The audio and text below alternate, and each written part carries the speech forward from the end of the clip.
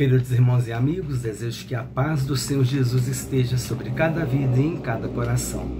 Vamos estudar hoje o tópico 2 da lição 2, que será ministrada no dia 13 de abril de 2025. Tem como título O Novo Nascimento. O texto áureo da lição é: Jesus respondeu e disse-lhe: na verdade te digo que aquele que não nascer de novo não pode ver o reino de Deus. João capítulo 3, versículo 3. A verdade prática, o novo nascimento, é o modelo bíblico de transformação radical da natureza do pecador. O objetivo do item 2, examinar a doutrina da regeneração. Então, nós vamos hoje estudar o item 2, o novo nascimento, a obra da regeneração. 2.1, o novo nascimento. A palavra regeneração tem origem no termo grego palingenesia, que significa literalmente voltar a ser gerado novamente. Assim, a regeneração é um conceito utilizado na teologia, especialmente na soteriologia, que é o estudo da doutrina da salvação, para descrever o ato divino de transformação interior do pecador. A expressão novo nascimento está vinculada à doutrina bíblica da regeneração, referindo-se a uma mudança realizada pela graça, quando o pecador que possui uma natureza carnal, corrompida e caída em pecado, passa a ter uma nova natureza, agora purificada e espiritualmente restaurada. Jesus abordou este tema quando falou a Nicodemos: aquele que não nascer de novo não pode ver o reino de Deus. 2.2. A regeneração como obra exclusiva de Deus. A regeneração é um ato que Deus realiza na vida do pecador, levando-o a uma mudança radical do seu coração e provocando uma transformação profunda de sua vida interior. Este processo acontece quando o pecador reconhece os seus erros e a necessidade de um Salvador. Nesse contexto, Deus efetua essa obra regeneradora através do Espírito Santo, que concede nova vida ao pecador. Por esta razão, a regeneração é uma ação puramente divina. Na Epístola de Tiago, encontramos a seguinte afirmação: toda boa dádiva e todo dom perfeito vem do alto. Segundo a sua vontade, ele nos gerou pela palavra da verdade. Olha só, e Pedro disse, que pela semente incorruptível nós fomos regenerados. Então, é mediante a pregação do Evangelho, é mediante a palavra de Deus, um instrumento para Deus agir na vida do homem e proporcionar o novo nascimento por uma atuação do Espírito Santo. O elemento que ele usa é a palavra de Deus.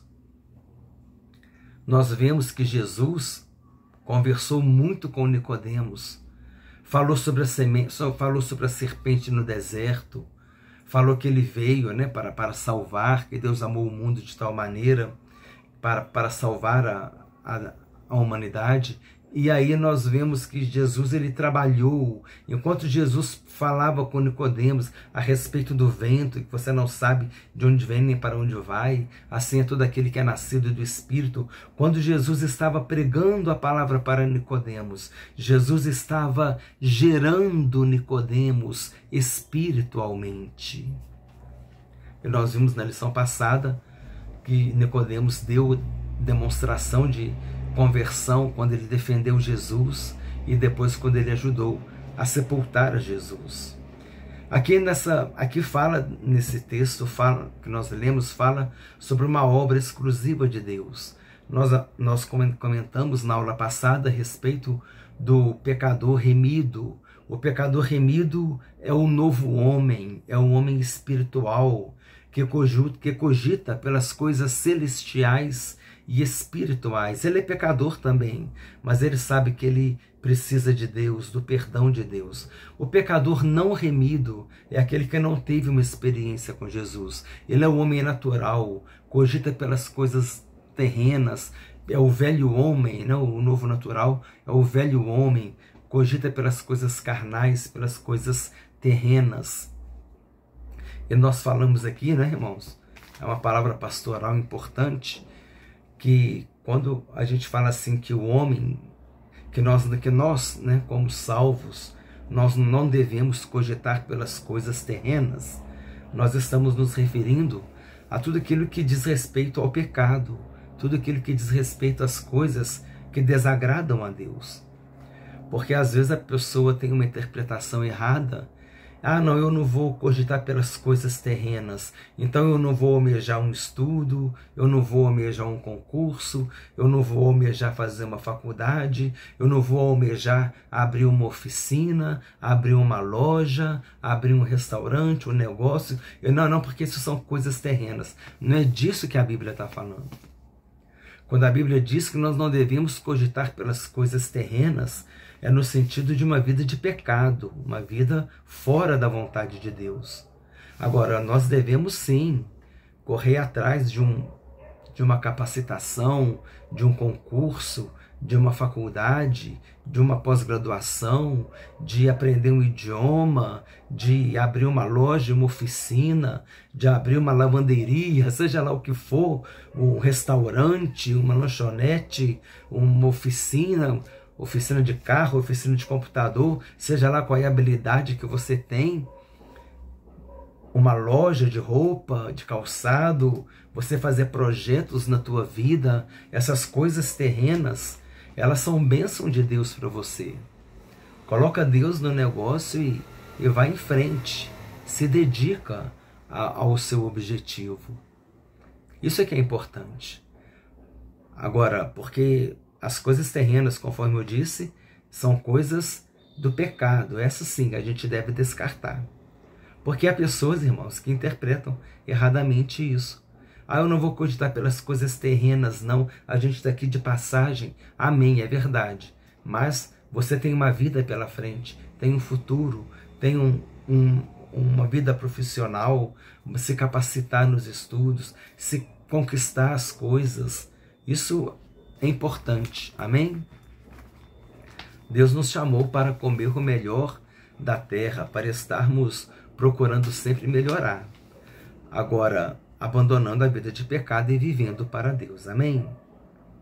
Uma obra de regeneração feita por Deus. Aquela natureza carnal, aquela natureza pecaminosa, que cogitava pelas coisas terrenas do pecado, que cogitava pelas coisas carnais, que não se importava com Deus, não se importava se estava agradando ou não a Deus.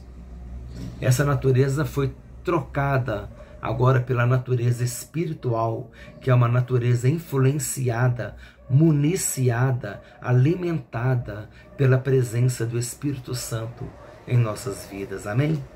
O Espírito Santo é o nosso ajudador nessa caminhada. 2.3. A necessidade da regeneração do pecador. A Bíblia ensina que o ser humano é pecador. A Bíblia ensina que o ser humano é pecador. Em uma de suas cartas, o apóstolo Paulo destaca a pecaminosidade do ser humano em razão da queda dos nossos primeiros pais. Todos pecaram. Romanos 5,12. Assim surge a necessidade de cada indivíduo passar pela experiência da regeneração. Esta magnífica obra foi confirmada pelo Senhor Jesus durante sua morte sacrificial. Na cruz ele conquistou a oportunidade de vivermos uma nova vida. Portanto, devido à nossa natureza pecaminosa e ao que Jesus realizou na cruz, a ação regeneradora do Espírito Santo é essencial para todos os seres humanos. Aqui, o comentarista tocou no assunto que eu gosto muito. Ele falou assim: assim surge a necessidade de cada indivíduo a passar pela experiência da regeneração. Eu já considerei aqui, irmãos, às vezes, isso é um erro de fala, mas é algo fácil de corrigir. A gente ouve, né? E muitas vezes já falamos assim: a salvação é individual. Não, a salvação ela não é individual. A salvação é coletiva. A salvação, ela engloba todos os lavados e remidos pelo sangue de Jesus. Tanto os judeus convertidos, que fazem parte do Israel espiritual de Deus, como dos gentios convertidos. Esta é a igreja. Então a salvação, ela é coletiva. A igreja é o coletivo dos salvos no Senhor Jesus. Mas a salvação, ela é pessoal. Cada indivíduo precisa ter uma experiência pessoal com Deus. Quando a pessoa fala a salvação individual, ela está querendo dizer que a salvação é pessoal, só que ela aplica a palavra equivocada. Então o certo não é dizer a salvação é individual, não. A salvação, ela é pessoal. Cada indivíduo precisa ter uma experiência de salvação pessoal com Deus, amém? Então, se você gosta de falar que a salvação é individual, procura corrigir, porque a salvação, ela é pessoal e ela não é individual, ela é coletiva, amém? Sinopse 2, o ser humano é por natureza um pecador, por isso a obra de regeneração é uma ação exclusiva de Deus. Ampliando o conhecimento. Provavelmente por suas muitas ocupações, por desejar ser discreto, ou mesmo por temer ser descoberto, Nicodemos procurou Jesus à noite. Durante a noite, procurou Jesus de noite. As conversas à luz do dia entre os fariseus e Jesus tendiam a ser hostis, mas Nicodemos queria realmente aprender. Este homem provavelmente recebeu muito mais do que esperava, um desafio para uma nova vida. É interessante e eu fico feliz com o que o comentarista falou aqui sobre o termo provavelmente. Nós temos, irmãos, eu já considerei com os irmãos aqui, estou até anotando, né? Nós temos, já falei para os irmãos, a exegese. O que é exegese? Quando você pega o texto bíblico, você extrai do texto bíblico aquilo que está no texto. Exegese tem o EX, lembra da exportação para fora, lembra do extrair o dente, tirar o dente, né? Lembra do exoesqueleto de alguns animais, que é a proteção externa, o esqueleto externo que alguns animais, insetos, têm. Então essa exegese é extrair. Você vai extrair do texto a informação que o texto traz. A informação diz que Nicodemos foi conversar com Jesus à noite. Isso é exegese. Eu fico feliz que o comentarista colocou aqui, provavelmente, por suas muitas ocupações. Eu comentei, né? Eu comentei na outra aula sem ter lido esse comentário aqui. Talvez Nicodemos estivesse muito ocupado durante o dia. Jesus já não parava, né? Jesus andava o dia todo, só parava de noite. E Nicodemos ocupado também. Pode ser isso. Pode ser que ele estivesse com vergonha também. Pode ser que ele quisesse se esconder, né? Estava temendo ser descoberto. Aí ele foi discreto e procurou Jesus à noite. Mas eu já vi pregador falar que Nicodemos estava com vergonha. Por isso ele foi procurar Jesus à noite, porque ele estava com vergonha. O texto não diz isso. Isso não é exegese. Isso é exegese. Aí você coloca um eis aí. Ao invés de você colocar o EX, você coloca um EI e um S. É exegese. E esse exegese, lá do grego, está relacionado a alguma coisa que você põe, que você introduz, que é o para dentro. Né? Você está entrando para dentro da cidade, vamos assim dizer. Você está introduzindo, você está colocando, é nesse sentido que é a exegese. Então, essa exegese, quando eu falo que Nicodemos foi a Jesus à noite, porque ele estava com vergonha, eu estou fazendo uma exegese. Eu estou colocando dentro do texto uma informação que o texto não traz. Isso muitas vezes traz uma mensagem confusa, uma mensagem tendenciosa, uma mensagem usando o texto bíblico para falar uma coisa que o texto bíblico não está trazendo. Por isso que a gente precisa estudar e procurar entender o que é a exegese.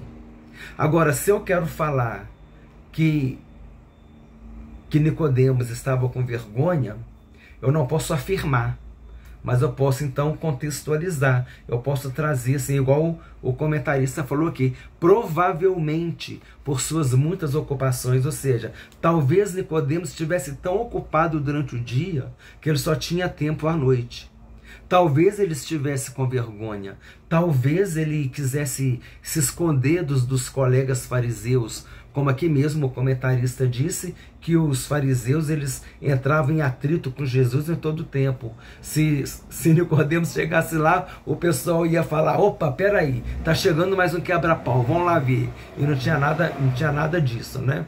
Então o que Nicodemos fez? Ele reservado, ele pode ter feito isso, procurou à noite. Então uma coisa é você afirmar, outra coisa é você contextualizar e trazer as possibilidades. Talvez ele estivesse muito ocupado durante o dia, talvez ele só encontrasse Jesus à noite, Jesus não parava, andava o tempo todo. Talvez ele tivesse com vergonha mesmo, quisesse se esconder, nós não sabemos. E aí a gente tira o que é mais importante do texto. Não importa se foi de dia ou à noite, ou no sábado, ou no domingo, ou no feriado, não importa o dia que foi, importa que Nicodemos foi a Jesus. Isso é que importa.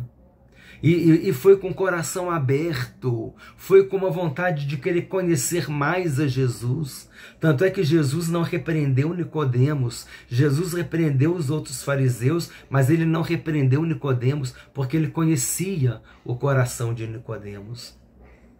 Então aí você tira uma linda mensagem falando que a gente também tem que fazer como Nicodemos. Não importa o dia ou o horário, importa que a gente vá com o coração aberto, com o coração receptivo ao Senhor Jesus. Isso é que importa. Amém, irmãos? Então, fica ligado nisso aí, na exegese. E você, os irmãos, nós que gostamos de pregar, que temos esse chamado de pregar, de ensinar, vamos procurar entender melhor o que é exegese e o que é exegese. Exegese com EX é você extrair do texto a informação do texto. Exegese é você colocar informação que não está no texto. Traz, como eu falei, traz mensagem tendenciosa, traz mensagem subjetiva. O pregador usa o texto para falar uma coisa que ele quer falar sem que o texto esteja falando. E se você quer trazer uma informação que talvez seja isso, você usa, igual o comentarista falou aqui, você usa o provavelmente, o pode ser, o talvez, e não afirmar categoricamente. Como foi o exemplo que eu disse, Nicodemos foi a Jesus à noite porque ele estava com vergonha. Isso é uma exegese. Você está colocando uma informação no texto que o texto não traz. Tá bom, irmãos? Pesquisa aí, exegese e exegese. Pesquisa que você que gosta de pregar a palavra de Deus, é importante você conhecer estes dois termos, tá bom? Auxílio bibliológico. O amor de Deus. A nossa salvação acontece quando olhamos para Jesus, crendo que Ele irá salvar-nos. Deus nos tem dado este precioso caminho, a fim de que possamos ser curados da ferida fatal infligida pelo pecado. O amor de Deus não é estático ou egoísta, alcança e atrai os outros. Aqui percebemos que Deus estabeleceu o exemplo do verdadeiro amor, a base para todos os relacionamentos amorosos. Quem Quem ama alguém carinhosamente está disposto a dar-se gratuitamente a ponto de sacrificar a si mesmo. O amor de Deus o levou a pagar o preço da redenção do homem, a vida de seu filho, o mais alto preço que ele poderia pagar. Jesus aceitou nossa punição, pagou o preço dos nossos pecados e nos ofereceu uma nova vida que comprou para nós. Quando partilhamos as boas novas com os outros, nosso amor deve ser como o de Jesus. Devemos prontamente desistir de nosso conforto e segurança, caso seja necessário, para que outros possam unir-se a nós e receber o amor de Deus. Para concluir aqui, porque já terminou a leitura, né? Aquilo que nós lemos aqui, que Jesus aceitou a nossa punição. Ou seja, Jesus ele aceitou o castigo que nos traz a paz, estava sobre ele. Jesus aceitou o castigo que era nosso. Essa é a propiciação, né? O sacrifício, é a atitude vicária, o sacrifício vicário de Jesus. Vicário e expiatório, né? Vicário porque foi substitutivo, Jesus morreu em nosso lugar. E expiatório é que é a propiciação. O expiatório é que é o sacrifício, que Jesus ele pagou a culpa do nosso pecado. Jesus pagou a culpa do nosso pecado. Expiação é quando se paga a culpa, é castigado, tem um castigo por causa de um erro. Então aquela é expiação. A culpa. Então Jesus pagou a culpa do nosso pecado em nosso lugar. Quando Jesus pagou a culpa do nosso pecado, ele fez um sacrifício expiatório. Quando Jesus morreu em nosso lugar, ele fez um sacrifício vicário. Vicário vem do latim, vicarius significa substituto, substituir. O sacrifício de Jesus é vicário e expiatório. Vicário porque foi substitutivo. Jesus morreu em nosso lugar. E expiatório porque ele pagou a culpa do nosso pecado. Jesus morreu em nosso lugar, pagando a culpa do nosso pecado. Aquela cruz não era de Jesus, aquela cruz era minha, aquela cruz era sua. Cada um de nós deveria ser pregado na cruz, mas Jesus ele pagou a culpa do nosso pecado, como diz Isaías capítulo 53, que o Senhor fez cair sobre ele a iniquidade de todos nós, e pelas suas pisaduras nós fomos sarados. Lê Isaías capítulo 53, ali fala sobre o sacrifício de Jesus Cristo, que morreu na cruz para nos salvar. E não há outro caminho de salvação, só Jesus salva. Só Jesus pode perdoar os teus pecados e te dar a vida eterna. Aceita hoje Jesus como teu único Senhor e suficiente Salvador. Aqui tem um comentário aqui, no item 3, eu acabei de estudar o item 3 agora há pouco. O item 3.3, a última linha diz assim: logo o ser humano não pode escapar da tomada de sua decisão. Aqui está falando que o ser humano, ele tem uma decisão. Você tem uma decisão. Você pode receber Jesus como seu Senhor e Salvador, mas você pode rejeitar também. Deus, ele respeita a sua decisão. Mas entenda uma coisa, cada decisão traz uma consequência consigo. Aquele que tem Jesus como seu Senhor e Salvador tem a vida eterna. Jesus disse: porque Deus amou o mundo de tal maneira que deu o seu único Filho para todo aquele que nele crer não pereça, mas tenha a vida eterna. E aquele que não crê, esse vai perecer, esse vai ser condenado. Jesus morreu para a nossa salvação. O escritor aos Hebreus diz: como escaparemos nós se negligenciarmos tão grande salvação? Se tem tão grande salvação, é porque tem também tão grande condenação. E dessa condenação, Jesus morreu na cruz para nos salvar, para nos livrar dela. Entrega a tua vida hoje e aceita Jesus Cristo como teu único Senhor e suficiente Salvador.